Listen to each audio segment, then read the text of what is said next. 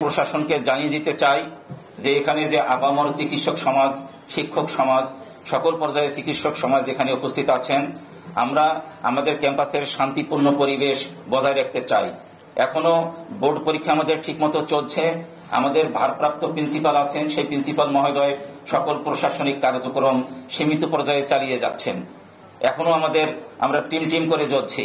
সেই জন্য আপনাদের মাধ্যমে জানিয়ে দিতে চাই, যদি আমাদের এই শান্তিপূর্ণ আন্দোলনকে প্রশাসন গ্রাহ্য না করে, ওই অনাকাঙ্ক্ষিত অর্ডারটি পরিবর্তন না করে, তাহলে আমরা আমাদের আন্দোলনের তীব্রতা উত্তরোত্তর বাড়াতে আমরা বাধ্য হব।